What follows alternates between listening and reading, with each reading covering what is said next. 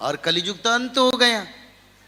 कलियुग को संभालने के लिए इंद्रदेव भी नहीं है, क्योंकि अब इंद्रदेव कौन है? अभी इंद्रदेव कौन थे? प्रहलाद इंद्र पद पर थे, पर अभी प्रहलाद जन्म हो चुके हैं, ध्रुव भी जन्म हो चुके हैं, पांचों पांडव भी जन्म हो चुके हैं, सप्तरथी जन्म हो चुके हैं, सभी देवता, सभी ऋषि मुनि, 64 सिद्ध सभी जन्म हो चुके हैं। तो इसके बारे में भविष्य मालिका में लिखा है, स्वर्ग जेबे मर्त्य हुई वरे सुत, यानी स्वर्ग जो है वो मर्त्य पर प्रकाश होगा। कैसे? प्रभु अपनी जोगमाया शक्ति से एक करेंगे।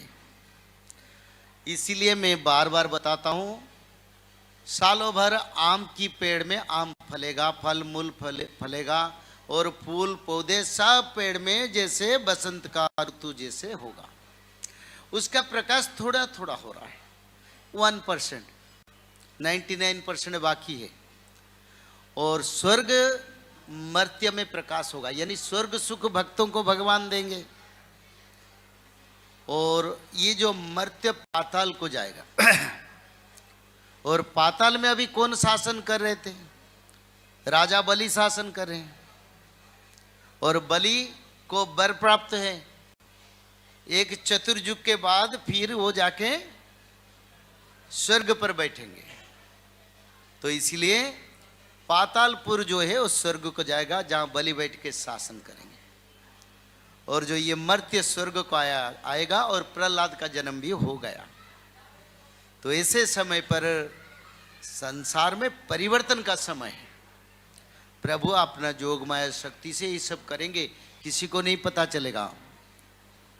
पाताले वासुकी टेकी व मुंडा तिनी थहर जे कंपीव ब्रह्मांड शून्यरु घोर सवदटी एव शेरड़ीसु निमहनुष्य मरीवे। 3 बार धरती पर बड़ा भूकंप आएगा, जिस समय 18.5 18.8 तक होगा भूकंप, और उसी समय धरती माता यानी धरती पूरा बदल जाएगा, और पातालपुर स्वर्ग को चल जाएगा। आप लोगों को पहचान होगा, जान नहीं पाएंगे क्या हो रहा है, क्योंकि प्रभु अपना जोगमाया शक्ति से करेंगे। जैसे महाभारत के युद्ध के समय अर्जुन को ज्ञान शिक्षा दिया प्रभु, भगवत गीता का पूरा शास्त्र बोला, और उसी समय तक कोई किसी को जानकारी नहीं था कहाँ है, कहाँ क्या कर रहे हैं। जब रामचंद्र जन्म हुए 6 महीने तक सूर्य अस्तोदय नहीं हुए, मध्य आकाश में रह गए। मास दिवस भा मरम न जान कोई, रथ समेत रवि था के निशा कबन तक हुई, यानी रात्रि नहीं हुआ, पर लोगों को जानकारी है रात हो रहा है दिन हो रहा है, किसी को पता नहीं। ऐसा होने वाला है। तो ऐसे समय पर स्वर्ग पातालपुर जाएगा, स्वर्ग को धरती पूरा घूरेगा, और सत्ययुग में पश्चिम दिग में सूर्य अस्त होंगे। पहले से सुन लो, रात 3 बजे सूर्य उदय देखोगे, क्योंकि ये जो समय देख रहे हो ये समय नहीं चलेगा, ये कलियुग का समय के अनुसार कार्य होता है। सत्ययुग में रात में 2-2 सूर्य का उदय देखोगे, तो क्या करोगे? यानी जब युग परिवर्तन होगा, ये जो संधि समय है, जिस समय 7 दिन 7 रात अंधेरा होगा, उससे पहले ऐसे कुछ परिवर्तन होने वाले हैं। आपको जानकारी है, 7 दिन 7 रात अंधेरा होगा, और उसी समय जो लोग आज कथा को नहीं आते ना, वो लोगों का व्यथा होगा। कैसा व्यथा? यानी मृत्यु जैसा। और घर में रहेंगे तो जंगली जीव जंतु घर में घुस के उनको खाएंगे, छोड़ेंगे नहीं, क्योंकि हर पापी को भगवान की नजर है, और धर्मी को भी नजर है। धर्मी कैसे उद्धार पाए, पापियों का कैसे विनाश होगा। तो अगले समय में 7 दिन 7 रात अंधेरा होगा। ये जगन्नाथ संस्कृति में भविष्य मालिका में लिखा है। 7 दिनों जे अंधार बहुल सूर्य न होइबे देखा।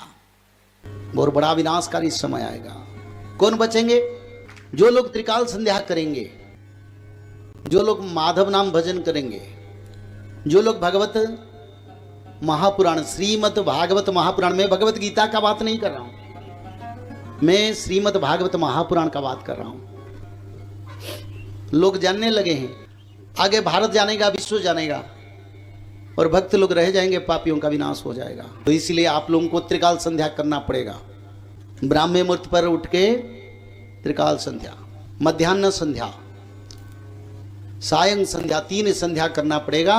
और 3 संध्या के साथ साथ भागवत जी महापुराण को ब्राह्मी मुहूर्त से रात 12 तक किसी समय एक अध्याय पढ़ना पड़ेगा। और निरंतर माधव नाम को भजन करना पड़ेगा। और माधव नाम भजन करने से क्या होगा? माधव नाम भजन करने से भगवान आदि विष्णु सनातन कल की भगवान का कृपा आपके ऊपर रहेगा। जब यहां गोलियां बरसेगा, मिसाइल बरसेगा, पंचवत का प्रलय होगा, तब माधव नाम भज के भक्त लोग रक्षा हो जाएंगे। उनके ऊपर गोलियां लगेगा नहीं, ये लिखा है। जो माधव नाम भजन करेंगे, त्रिकाल संध्या करेंगे, उनकी ऊपर गोलियां, मिसाइल, एटॉमिक भी काम नहीं करेगा। बोले प्रेम से एक बार हरि हरि। जय श्री माधव।